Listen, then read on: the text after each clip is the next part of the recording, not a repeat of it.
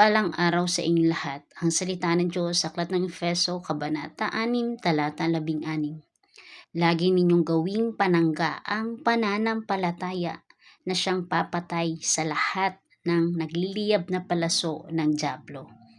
Amen. Papuri sa salita ng Diyos.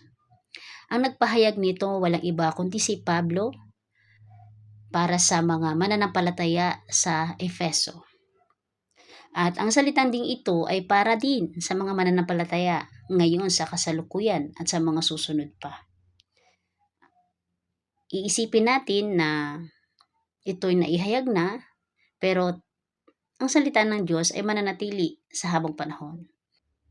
Tandaan natin na si Satanas ay hindi titigil sa kanyang layunin na magnakaw, pumatay at manira sa lahat ng mga sumasampalataya sa ating Panginoong Hesukristo. So hanggat hindi tayo nabubuwal, namamatay sa pananampalatayang ito sa ating Panginoong Hesukristo, hindi siya titigil. Pero sinabi nga ni Pablo na gamitin nating panangga ang pananampalataya. Kanino ba tayo sumasampalataya? Sa ating Panginoong Hesukristo na makapangyarihan na sa kanyang pangalan na kaya magpalayas, magpagaling, maghimala, sapagkat ang pangalan ni Hesukristo ay may kapangyarihan upang talunin ang gawa ng dyablo. Tandaan natin nang pasimula tayo ay nakakilala sa ating Panginoong Hesus, hindi siya titigil. At habang tayo lumalakad sa daanan ng Diyos, hindi siya titigil. At hanggang nagpapatuloy tayo sa paghinga, hindi siya titigil.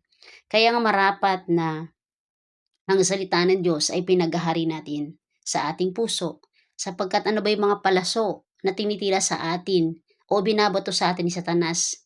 Ito yung mga kasinungalingan, ito yung mga pandaraya, ito yung mga problema, ito yung mga mapang-akit sa ating mga mata, maganda sa ating paningin, maganda sa ating pandinig, at higit sa lahat, tinitira tayo sa ating mga kahinaan.